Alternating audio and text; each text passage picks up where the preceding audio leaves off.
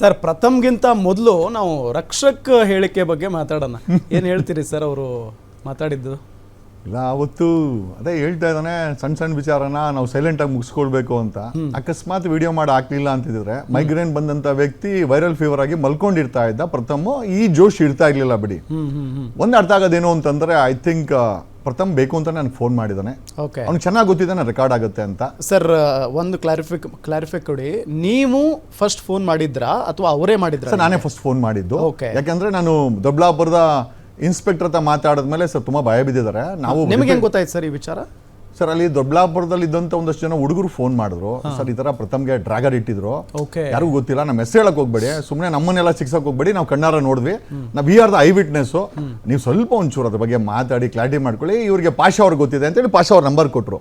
ನಾನು ಪಾಷಾ ಅವ್ರಿಗೆ ಫೋನ್ ಮಾಡಿದ್ದಕ್ಕೆ ಎಸ್ ಸರ್ ಆಗಿದೆ ಸರ್, ಇನ್ಸಿಡೆಂಟ್ ಆಗಿದೆ, ನಾನು ರಿಪೀಟೆಡ್ ಆಗಿ ನಾನು ಪ್ರಥಮ್ಗೆ ಫೋನ್ ಮಾಡ್ತಾ ಇದ್ದೀವಿ, ಸೊ ಈಸ್ ನಾಟ್ ಬರ್ತೀನಿ ಅಂತಾರೆ, ಬರ್ತಾ ಇಲ್ಲ, ಭಯ ಬಿದ್ದುಬಿಟ್ಟಿದ್ದಾನೆ ಅಂತ ಅನ್ಸುತ್ತೆ ನಮಗೆ. ನಾನು ಹೇಳಿದೆ ಸರ್ ಮೆಟೀರಿಯಲ್ಸ್ ಏನಾದ್ರು ಯೂಸ್ ಮಾಡಿದ್ ನಿಜಾನಾ? ಯಾಕಂದ್ರೆ ಹುಡುಗರು ಹೇಳಿದ್ರೆ ನಾನು ಕೇಳ್ಕೊಂಡೆ, ಅವ್ನು ಸರ್ ಯೂಸ್ ಮಾಡಿದ್ದಾರೆ, ಡ್ರ್ಯಾಗರ್ ಗಿಗ ತಂದಿದ್ರಂತೆ, ಏನೋ ಅನಾಹುತ ಆಗಿಲ್ಲ, ವಾಪಸ್ ಹೋಗಿದ್ದಾರೆ ಅಂತೇಳಿ. ಇವನ್ ಇನ್ಸ್ಪೆಕ್ಟರ್ ಮಾತಾಡೋದು ರೆಕಾರ್ಡ್ ನನ್ನ ಹತ್ರ ಇದೆ. ಯಾಕಂದ್ರೆ ಇವ್ರನ್ನ ರಕ್ಷಣೆ ಮಾಡಕ್ ಹೋಗಿ ನಾವುಗಳು ವಿಲನ್ ಆಗ್ತಾ ಇದೀವಿ ಅಂತಂದ್ರೆ, ಅಕಸ್ಮಾತ್ ನಾನು ರೆಕಾರ್ಡ್ ಮಾಡ್ಕೊಂಡಿಲ್ಲ ಅಂತಂದ್ರೆ ಅಕಸ್ಮಾತ್ ನಾವೇನ ಮಾಡಿದ್ವಿ ಮತ್ತೆ ಇವತ್ತು ತಿರ್ಚ್ಬೋದಾಗಿತ್ತು ಅವರು. ಇವತ್ತು ನಾನು ರೆಕಾರ್ಡ್ ಹಾಕಿರೋದಕ್ಕೆ ಐ ಆಮ್ ಸೇಫ್. ಅದರ್ವೈಸ್ ಬೇಕಾದ್ರೆ ಪ್ರಥಮ್ ಹೇಳ್ರು ನಾನು ಹೇಳೇ ಇಲ್ಲ, ಜಗದೀಶ್ ಅವ್ರ ಹತ್ರ ಹುಟ್ಟಿಸ್ಕೊಂಡು ಹೇಳ್ತಾ ಇದಾರೆ. ಸೊ ನೀವು ಕಾಲ್ ಮಾಡಿದಾಗ ಅವ್ರು ಪಿಕ್ ಮಾಡ್ಲಿಲ್ಲ? ಇದೇನ್ ಪಿಕಪ್ ಸರ್, ನಾನು ಏನ್ ಮಾಡಿದೆ, ವೆನ್ ಯು ಡಿಡ್ಂಟ್ ಪಿಕಪ್ ನಂಗೆ ಸ್ವಲ್ಪ ಭಯ ಆಯ್ತು, ಏನೋ ಮನೆ ಹತ್ರ ಗಲಾಟೆ ಗಿಲಾಟೆ ಆಗ್ಬಿಡುತ್ತೆ ಅಂತ ನಾನೇನ್ ಮಾಡಿದೆ, ನಾನು ಸುಮ್ಮನೆ ಒಂದು ಬಾಲ್ಡ್ ಆಗಿ ಒಂದು ಲೈವ್ ಮಾಡಿದೆ. ಪ್ರಥಮ್ ಅವ್ರ ಮೇಲೆ ಒಂದು ಅಟ್ಯಾಕ್ ಆಗಿದೆ ಅಂತ ಒಂದು ಸುದ್ದಿ ಬಂತು ಅಂತ, ಆ ಕರೆಕ್ಟ್ ಲೈವ್ ಮಾಡ್ತಾ ಇದ್ದೀನಿ, ಪ್ರಥಮ್ ಇಸ್ ಕಾಲಿಂಗ್ ಮೀ ಅಂದ್ರೆ ಲೈವ್ ನೋಡ್ತಾ ಇದ್ದಾನೆ ಈ ವ್ಯಕ್ತಿ, ಈಸ್ ಕಾಲಿಂಗ್ ರಿಪೀಟೆಡ್ಲಿ. ಸೊ ನಾನು ಲೈವ್ ಅಲ್ಲಿ ಎತ್ಕೊಳಕ್ ಆಗ್ಲಿಲ್ಲ, ಸೊ ನಾನು ಒಂದು ಬಾಲ್ಡ್ ಆಗಿ ಮಾಡಿ ಆಗ್ಬಿಟ್ಟೆ, ಈ ತರ ಆಗಿದೆ ಅಂತ. ನಾನು ದೊಡ್ಡಬಳ್ಳಾಪುರ ಇನ್ಸ್ಪೆಕ್ಟರ್ ಹತ್ರ ಮಾತಾಡಿದೆ, ಪ್ರಥಮ್ ಅವ್ರ ಕಾಲ್ ತೆಗಿಲಿಲ್ಲ, ಈ ತರ ಆಗ್ಬಾರ್ದಾಗಿತ್ತು, ಏನೋ ಡಿ ಬಾಸ್ ಫ್ಯಾನ್ಸ್ ಅಂತ ಹೇಳ್ತಾ ಇದಾರೆ, ನನಗೆ ಗೊತ್ತಿಲ್ಲ ಅಂತ ಹೇಳಿ ಒಂದಿಷ್ಟು ಸರ್ ಒಂದು 5 ನಿಮಿಷ ಲೈವ್ ಮಾಡಿ ಬಿಟ್ಬಿಟ್ಟೆ. ಇಮಿಡಿಯೇಟ್ಲಿ ಲೈವ್ ಅಲ್ಲೇ ಮಾಡ್ತಾ ಇದ್ದಾನೆ. ತದನಂತರ ಐ ಥಿಂಕ್ ಈ ಕಾಲ್ ಮೀ ಅಪ್, ಯಾಕೆ ಪ್ರಥಮ್ ಅಂತಂದೆ, ನಮಸ್ಕಾರ ಹೇಳಿ ಅಂತಂದ. ದೆನ್ ಈ ಸ್ಟಾರ್ಟೆಡ್ ಎವ್ರಿಥಿಂಗ್. ಆಮೇಲೆ ಅಬ್ಸರ್ವ್ ಮಾಡಿ, ಏನೂ ಆಗಿಲ್ಲ ಬಿಡಿ ಸರ್ ಅಂತ ಫೋನ್ ಇಡಬಹುದಾಗಿತ್ತು. ಯಾರು ಪ್ರಥಮ್ ಸರ್, ಫುಲ್ ಡೀಟೇಲ್ ಆಗಿ ಹೇಳ್ತೀನಿ ಕೇಳಿಸ್ಕೊಳ್ಳಿ, ಬೇಕಾದ್ರೆ ತೆಗೆದು ನೋಡಿ, ಬೇಕಾದ್ರೆ ಈ ಹಿಮ್ಸೆಲ್ಫ್ ನೋ ಪುಟ್ಸ್ ಫಾರ್ವರ್ಡ್, ನಾನು ಆತನ ಏನೂ ಕೇಳಿಲ್ಲ ಸರ್, ಫುಲ್ ಡೀಟೇಲ್ ಆಗಿ ಹೇಳ್ತೀನಿ, ನಾನು ಹಿಂಗ್ ಹೋದೆ ದೇವಸ್ಥಾನಕ್ಕೆ ಹೋದೆ, ಆಮೇಲೆ ಬಂದೆ ಸರ್. ಈ ಬ್ರೀಫ್ ಆಗಿ ನಾನು ಹೇಳೋಂತ ಅವಶ್ಯಕತೆ ಏನಿತ್ತು? ಕರೆಕ್ಟ್. ಅಂದ್ರೆ ಆತನಿಗೆ ಚೆನ್ನಾಗಿ ಗೊತ್ತಿತ್ತು, ಜಗದೀಶ್ ಬಾಯಿಗೆ ಹಾಕ್ರೆ ಇದು ಸಮಾಜಕ್ಕೆ ಬಾಯಿಗೆ ಹಾಕ್ಬಿಡ್ತಾನೆ, ನಾನ್ ಸೇಫು, ಈ ಕಡೆ ಗೇಮ್ ಆಡ್ದಂಗೂ ಆಗತ್ತೆ, ಡಿ ಬಾಸ್ ಕಡೆ ಅವ್ರಿಗೆ ಎದುರಾಕಂದಿರ ಇದು ಮಾಡ್ದಂಗೆ ಆಗತ್ತೆ, ಆಮೇಲೆ ಎಲ್ಲೋ ಒಂದ್ ಕಡೆ ಇವನಿಗೆ ಬಂದಂತ ಮೈಗ್ರೇನ್ ಓಡೋಗುತ್ತೆ, ಇವನು ಸೇಫ್ ಆಗ್ತಾನೆ. ಈ ನಗು ಅವತ್ತು ಇರ್ಲಿಲ್ಲ ಸರ್. ಇವತ್ತೇನು ರಕ್ಷಾ ಬುಲೆಟ್ ಜೊತೆ ಹೇಳ್ದ, ಅಲ್ಲ ಕಣ, ಅವ್ನ ಮನೆ ಆಳಿನ ಜೊತೆ ಹೋಗಿದ್ಯಲ್ಲ, ಅವನು ಬುಲೆಟಿನ್ ಮಗ, ಅವನು ನಾನು ಇದೇ ಭಾಷೆನೇ ಬಳಸಿದೆ, ಬುಲೆಟಿನ್ ಮಗ. ಬುಲೆಟ್ ಏನು ಅಂತ ನನ್ಗೆ ಗೊತ್ತು, ಅಮೃತಹಳ್ಳಿದೊಂದು ಬುಲೆಟ್, ಅವ್ನು ಒಳ್ಳೇದು ಗೊತ್ತು ಕೆಟ್ಟದ್ದು ಗೊತ್ತು, ಅವ್ನ ಮಗನ ಜೊತೆ ಹೋಗಿದ್ಯಲ್ಲ, ಅವನ ಜೊತೆ ಇರೋರೆಲ್ಲ ಪರೋಡಿಗ್ಲೆ, ಇದೇ ಭಾಷೆನೇ ಬಳಸಿದೆ. ಬಟ್ ಐ ಥಿಂಕ್ ಅದೇ ಹೇಳ್ತಿರೋ ಸರ್, ನಾಳೆ ದಿವಸ ಇನ್ನೂ ಏನಾದ್ರು ಅನಾಹುತ ಆದ್ರೆ ಗೊತ್ತಾಗತ್ತೆ. ಕನಿಷ್ಠ ರಮ್ಯಾಗಿರೋ ಧೈರ್ಯ ಇಲ್ಲ ಅವನಿಗೆ. ಇವನು ಒಳ್ಳೆ ಹುಡುಗ ಅಲ್ಲ ಸರ್, ಮೀಟರ್ ಇದ್ದ ಹುಡುಗ ಪ್ರಥಮ್ ಅಂತ ಇಟ್ಕೊಂಡ್ರೆ ಒಳ್ಳೇದು ಸರ್. ನಾನು I am telling in this live, when he doesn't have A guts, ಈ ಇವನು ಆತನ ಫಿಲಮ್ ಅನ್ನ ನೋಡ್ತಾನೆ, ಏನು ಗಟ್ಸ್ ಇಲ್ದಂತ ವ್ಯಕ್ತಿ ಒಂದು ಕಂಪ್ಲೇಂಟ್ ಕೊಡಾಗತ್ತೆ ವ್ಯಕ್ತಿನ ಜನ ಸಮಾಜದಲ್ಲಿ ಹೀರೋ ಅಂತ ಹೆಂಗ್ ಒಪ್ಕೊಳೋದು?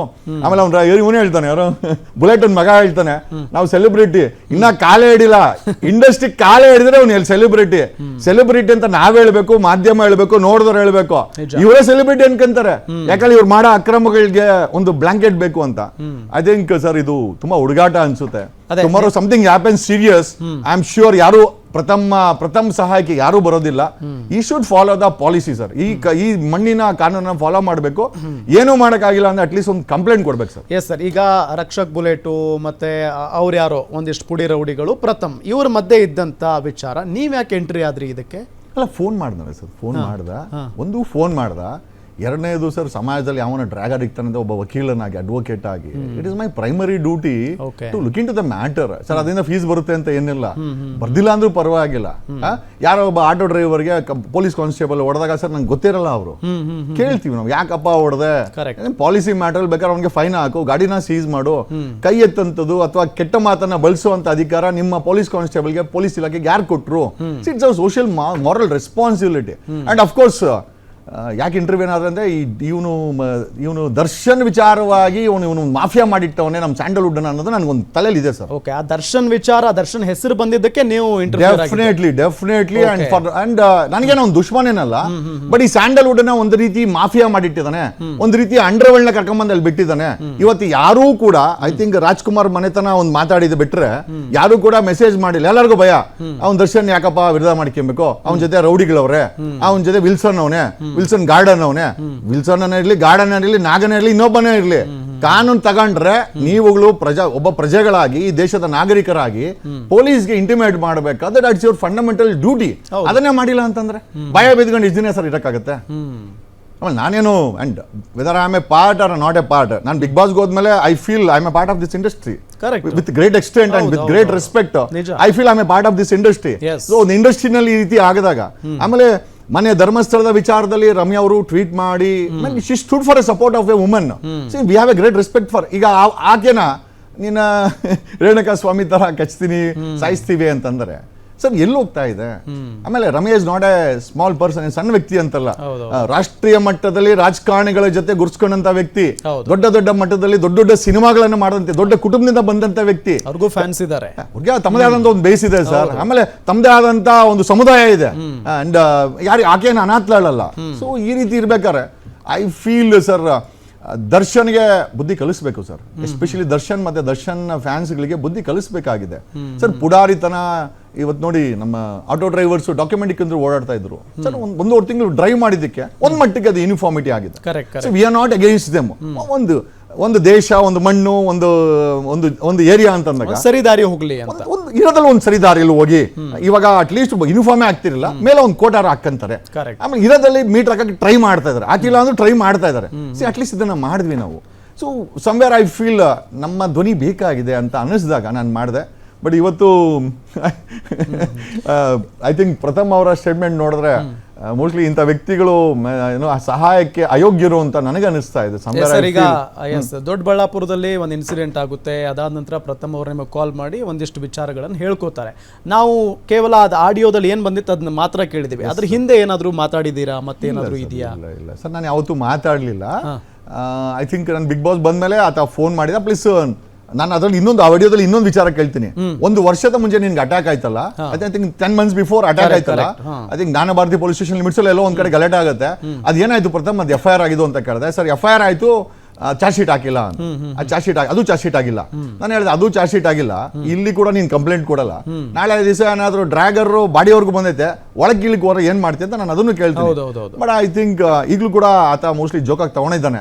ಮೋಸ್ಟ್ಲಿ ಮುಂದಿನ ದಿನಗಳಲ್ಲಿ I think if things repeat, I am sure nobody comes for is support. ಅಲ್ಲ, ನೀವು ಆಡಿಯೋನ ಬಿಡುಗಡೆ ಮಾಡಿದ ನಂತರನೇ ಅವರು ಸಿಕ್ಕಾಪಟ್ಟೆ ಆಕ್ಟಿವ್ ಆದ್ರು. ಪ್ರಥಮ್ ಅವರು ಆಕ್ಟಿವ್ ಆಗಿ ಮಾತನಾಡೋದಕ್ಕೆ ಶುರು ಮಾಡಿದ್ರು. ನಾವು ಸೈಲೆಂಟ್ ಆಗಿರ್ತೀವಿ ಅಂತಂದ್ರೆ ನಾವು ಭಯ ಪಡ್ತಿದೀವಿ ಅಂತ ಅರ್ಥ ಅಲ್ಲ, ನಾವು ನಮಗೂ ಗೊತ್ತಿದೆ ಏನ್ ಮಾಡಬೇಕು ಅಂತ ಹಂಗೆಲ್ಲ ಮಾತಾಡ್ತಾ ಇದ್ರು.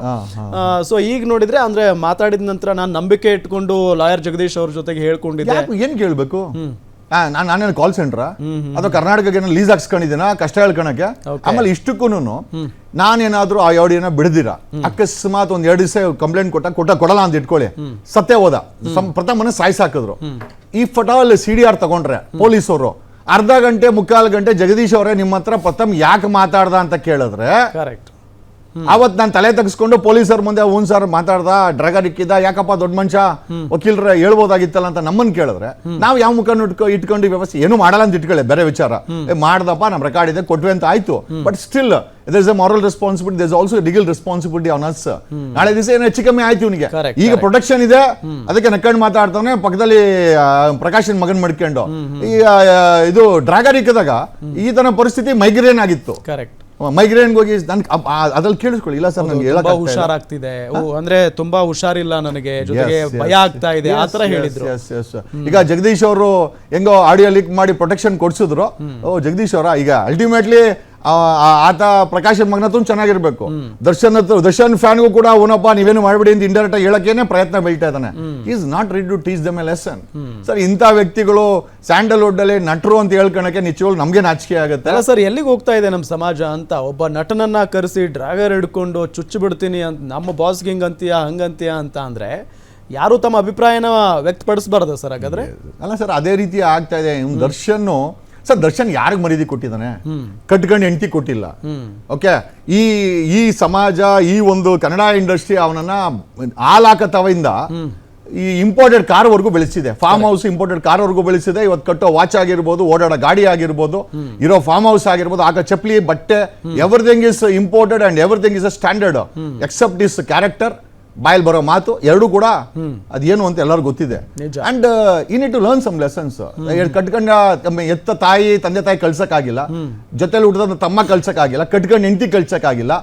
ಈ ಇಂಡಸ್ಟ್ರಿ ನೋಡಿದ್ರೆ ಅವನನ್ನ ಮಾಫಿಯಾ ತರ ನೋಡಿ ಯಾಕೆ ಬೇಕು ಅಂತ ಹಿಂದೆ ಹೋಗುತ್ತೆ. ಸರ್ ನಾವೆಲ್ಲ ಇದೀವಿ. ಈ ಕರ್ನಾಟಕ ಯಾವತ್ತು ನಮ್ಮಂತರ ಇರೋವರೆಗೂ ಅನಾಥ ಅಂತೂ ಅಲ್ಲ. ಅವ್ನು ಎಷ್ಟು ದೊಡ್ಡ ಮಾಫಿಯಾನೇ ಆಗಲಿ, ವಿಲ್ಸನ್ನೇ ಆಗಲಿ, ಗಾರ್ಡನ್ನೇ ಆಗಲಿ, ನಮಗೆ ಗೊತ್ತು ಜೈಲ್ ಗಟ್ಟಿಯಾಗಿದೆ.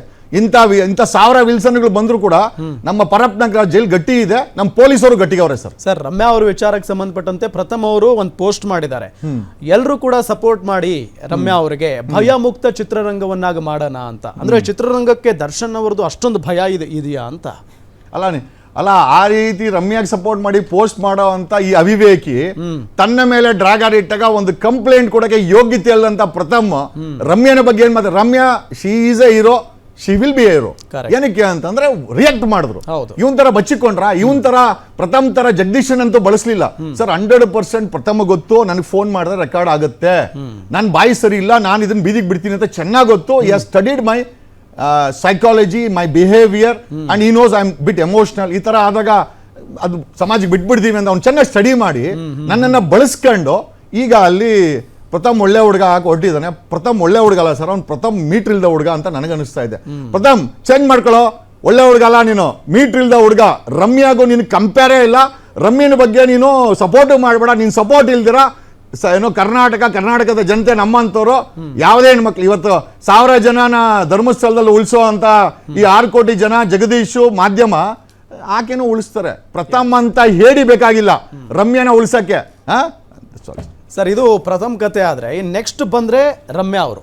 ಎಸ್ ಸರ್, ರಮ್ಯಾ ಅವರು ಅಷ್ಟು ಒಂದೇನೋ ನ್ಯಾಯ ಸಿಗಬೇಕಪ್ಪ. ಚಿತ್ರದುರ್ಗದ ರೇಣುಕಾಸ್ವಾಮಿ ಕೊಲೆ ಪ್ರಕರಣಕ್ಕೆ ಸಂಬಂಧಪಟ್ಟಂತೆ ಆರೋಪಿಗಳು ಯಾರಿದ್ದಾರೋ ಅವರಿಗೆ ಶಿಕ್ಷೆ ಆಗಬೇಕು ಅನ್ನೋ ನಿಟ್ಟಿನಲ್ಲಿ ಒಂದು ಪೋಸ್ಟ್ ಮಾಡಿರ್ತಾರೆ. ಅಲ್ಲಿಂದ ಶುರುವಾಗುತ್ತೆ ಅಶ್ಲೀಲ ಮೆಸೇಜ್ಗಳು. ತಡ್ಕೊಂಡು ಕಡೆಗೆ ಸ್ಫೋಟ ಆಗಿದ್ದಾರೆ. ಸೊ ಅವ್ರ ಬಗ್ಗೆ ಏನು ಹೇಳ್ತೀರಿ sir?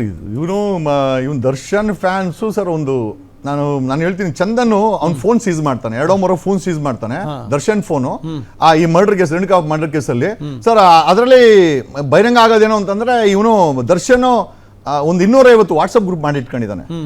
I think they all are paid WhatsApp group. 250 ಜನ ಅಂತಂದ್ರೆ ಒಂದು 75,000 ಮೆಂಬರ್ಸ್ ಇರ್ತಾರೆ. I think they are members, paid members. If I not wrong, ಅದು ಮಾನಿಟರ್ ಮಾಡಕ್ಕೆ, ಮೇಂಟೈನ್ ಮಾಡಕ್ಕೆ ಇದ್ದಾರೆ. ಗೊತ್ತಿಲ್ಲ ಆ ನೆಟ್ವರ್ಕ್ ಅಲ್ಲಿ ಇವ್ರು ಏನೇನು ಮಾರಾಟ ಮಾಡ್ತಾರೆ, ಏನೇನು ಮಾಡ್ತಾರೆ ಅಂತ.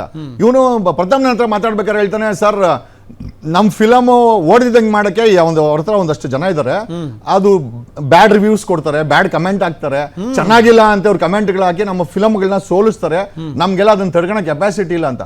ದಟ್ ಮೀನ್ಸ್ ಈ ಬರೀ ದರ್ಶನ್ ಬರೀ ಕೊಲೆ ಮಾಡೋದು ಒಂದೇ ಅಂತಲ್ಲ, ಟೆಕ್ನಿಕಲಿ ಈ ಒಂದು ಟ್ರೋಲಿಂಗ್ ಗ್ಯಾಂಗ್ಗಳನ್ನ ಮಾಡ್ಕೊಂಡು ಕನ್ನಡ ಇಂಡಸ್ಟ್ರಿಲಿರೋ ಅವ್ರ ಅಂಟಮ್ ಅಂದ್ರೆ ಏನು ಪ್ರಥಮ್ ಏನ್ ಬೇರೆ ಏನಲ್ಲ, ಅವನೊಬ್ಬ ಈಸ್ ಅ ಬ್ರದರ್. ಓಕೆ, ಬೇಕಾದವ್ರ ಫಿಲಮ್ಗಳನ್ನ ಸೋಲ್ಸುವಂತ ಮಟ್ಟಕ್ಕೆ ಇವರು ಮಾಧ್ಯಮಗಳ ಸೋಷಿಯಲ್ ಮೀಡಿಯಾನ ಬಳಸ್ತಾರೆ, ವಾಟ್ಸಪ್ ಗ್ರೂಪ್ಗಳನ್ನ ಬಳಸ್ತಾರೆ, ಮತ್ತೆ ಬೇಡದಿರೋನು ಕೂಡ ಕೆಟ್ಟ ಕಮೆಂಟ್ಗಳಾಗಿ ಆ ಒಂದು ರಿವ್ಯೂಗಳನ್ನ ಡ್ಯಾಮೇಜ್ ಮಾಡ್ತಾರೆ ಅಂತಂದ್ರೆ just imagine their preparation to defame ಅವರ ಕಾಂಪಿಟೇಟರ್ನ ಡಿಫೇಮ್ ಮಾಡ್ಕೊಳ್ಳಿಕ್ಕೆ ಅವರ ಟೈರ್ಗಳನ್ನ ನೋಡಿ. ಆಮೇಲೆ ರಮ್ಯಾದು ಫಸ್ಟ್ ಟೈಮ್ ಅಲ್ಲ ಸರ್. ಓಕೆ, ನಾನು ರಮ್ಯಾಗಿನ ಮುಂಚೆ ನನ್ನ ಜೊತೆ ಮಾಡಿದ್ದಾರೆ. ನಾನು ಮಾತಾಡಿದಾಗ ಸತತವಾಗಿ ನನಗೆ ನನ್ನ ಫೋನು ಈ ಬ್ಯಾಟ್ರಿ ಆಗ್ತಾ ಇರ್ಲಿಲ್ಲ. ಫೋನ್ ಬ್ಯಾಟ್ರಿ ಹಾಕಕ್ಕೆ ಶುರು ಹಚ್ಕೊಂಡಿದ್ದೆ ಅವ್ನು ದರ್ಶನ್ ಫ್ಯಾನ್ಸ್ ಇಂದ. ಸರ್ ನಾನ್ ಸ್ಟಾಪ್ ಕಡಿಮೆ ಅಂದ್ರೆ ಒಂದು 50-60 ಸಾವಿರ ಕಾಲ್ ಬಂದಿದೆ 15 ದಿವಸದಲ್ಲಿ. ನಾನು ಯಾರಿಗೂ ಹೇಳಿದ್ರೆ ಹ್ಯಾಂಡಲ್ ಮಾಡಿದ್ದೀನಿ. ಏನಕ್ಕೆ ಅಂತಂದ್ರೆ ಇದನ್ನ ಹೇಳಿದ್ರೆ ಅದೊಂದು ಅಡ್ವಾಂಟೇಜ್ ಆಗುತ್ತೆ. ಆಕ್ಚುಲಿ ಅವ್ರ ಉದ್ದೇಶನೇ ಅದು, ಹೇಳಿ ಕಣ್ಣೀರ್ ಹಾಕ್ಲಿ ಪ್ರಥಮ್ ತರ. ನಾವು ಕಣ್ಣೀರ್ ಹಾಕೋರು ಅಂತಲ್ಲ, ಕಣ್ಣೀರ್ ಹಾಕಿಸ್ತೀವಿ. ಆಮೇಲೆ ರಿಪೇರಿ ಆಮೇಲೆ ನಮಗೂ ಕೂಡ ಇವ್ರ ಸೈಕಾಲಜಿ ಏನು ಅಂತ ಗೊತ್ತಾಗ್ಬಿಡ್ತು. Then I took a legal action ಅಂತ ಅದನ್ನ ಹೆಂಗ್ ಸ್ಟಾಪ್ ಮಾಡುತ್ತ. ಬಟ್ ಪಾಪ ರಮ್ಯಾನ ಜೊತೆನಲ್ಲಿ ಈ ತರ ಮಾಡ್ತಾ ಇದಾರೆ ಅಂತಂದ್ರೆ ಸರ್ ಸ್ವಇಚ್ಛೆಯಿಂದ ಸರ್ಕಾರ ಆದೇಶ ಮಾಡಬೇಕು. ಎಸ್ಪೆಷಲಿ ಈ ಪ್ರಥಮ್ ವಿಚಾರ ಮತ್ತೆ ಎರಡಕ್ಕೂ ಪ್ರಥಮ್ ವಿಚಾರನ ದೊಬ್ಲಾಪುರ SP ಗೆ ಹೇಳ್ಬೇಕು, ಸುಮೋಟೋ ಕೇಸ್ ರಿಜಿಸ್ಟರ್ ಆಗ್ಬೇಕು. ಅವನೊಬ್ಬ ಹೇಳಿ ಅವ್ನು ಬರಲ್ಲ, ಯಾರೋ ಪ್ರಥಮ್ ಬರಲ್ಲ. ಅವ್ನು ಏನಿದ್ರು ಅವ್ನು ಪ್ರಕಾಶನ್ ಮಗ ಪಕ್ಕದಲ್ಲಿ ಕೂತ್ಕೊಂಡು ಅವ್ನು ಯಾವತ್ತನ ಮುಳುಗಿಸ್ತಾನೆ, ಮುಳುಗ್ಕೊಂಡು ಹಾಳಾಗಿ ಹೋಗ್ಲಿ. ಇಂಥವ್ರು ಚಿತ್ರರಂಗದಲ್ಲಿ ನಾಯಕು ಮನುಷ್ಯ ನಾಯಕು ಲಾಯಕು. ಒಂದು ಅವನ ಮೇಲೆ ಆ ದಾಳಿ ನಡೆದಿದೆ ಅಂತಂದ್ರೆ ಪೊಲೀಸರಿಗೆ ಕಂಪ್ಲೇಂಟ್ ಕೊಡುವಂತ ಯೋಗ್ಯತೆ ಇಲ್ಲಂತ ವ್ಯಕ್ತಿ ಮಾಧ್ಯಮಗಳಿಂದ ಮಾತಾಡ್ತಾನೆ ಅಂತ ನಿಜವಾಗ್ಲೂ ಅವನ ಬಗ್ಗೆ ಮಾತಾಡೋಕೆ ನನಗೆ ಬೇಜಾರಾಗ್ತಾ ಇದೆ. Yes. But we have to take this Darshan matter to a logical conclusion. ಈ ಇಬ್ಬರ ಮ್ಯಾಟರ್ಗಳನ್ನ ಸುಪ್ರೀಂ ಕೋರ್ಟ್ಗೆ ರೆಪ್ರೆಸೆಂಟ್ ಮಾಡಲೇಬೇಕು, ಎಸ್ಪೆಷಲಿ ರಮ್ಯಾ ಮ್ಯಾಟರ್ನ ಮತ್ತೆ ಪ್ರಥಮ್ ಮ್ಯಾಟರ್ನ. ಆಮೇಲೆ ಎರಡನೇದಾಗಿ ಆತನಿಗೆ ಜೈಲಾದ್ರೆ the government has to enforce goonda act ನ ದರ್ಶನ್ ಮೇಲೆ. ಯಾಕೆ ಮೊನ್ನೆ ಮಂಗಳೂರು SP ಹೇಳ್ತಾರೆ 2 ಕೇಸ್ ಆಯ್ತು ಅಂತಂದ್ರೆ ಕೋಕಾ ಹಾಕ್ತಿವಂತ. ಅದೇ ಕೋಕಾನ ಇವನ್ ದರ್ಶನ್ ಮೇಲೆ ಹಾಕ್ಲಿ. ಯಾಕೆ ಮೀಟರ್ ಇಲ್ವಾ ಸರ್ಕಾರಕ್ಕೆ? ಬೆಂಗಳೂರು ಸಿಟಿ ಪೊಲೀಸ್ ಕಮಿಷನರ್ಗೆ ತಾಕತ್ತಿಲ್ವಾ? ಯಾಕೆ ಬಡವ್ರ ಮೇಲೆ ಮಾತ್ರ ಕೋಕಾನ? ಗಡ್ಡ ಬಿಟ್ಕೊಂಡಿದ್ರೆ ಟೋಪಿ ಹಾಕೊಂಡಿದ್ರೆ ಅವ್ರ ಮೇಲೆ ಕೋಕಾ, ಇವ್ರ ಮೇಲೆ ಹಾಕಿಲ್ಲ? ಯಾಕೆ ನಟ ಅಂತನ? We don't want any discrimination from the government. ಯಾವ ಕೋಕಾನ 2 ಕೇಸ್ ಇದ್ರೆ ಹಾಕ್ತಾರೋ ಈತನ ಮೇಲೆ 8 ಕೇಸ್ ಇದೆ. Let the government enforce Coca on Darshan and gang. ಅಷ್ಟೇ ಸರ್.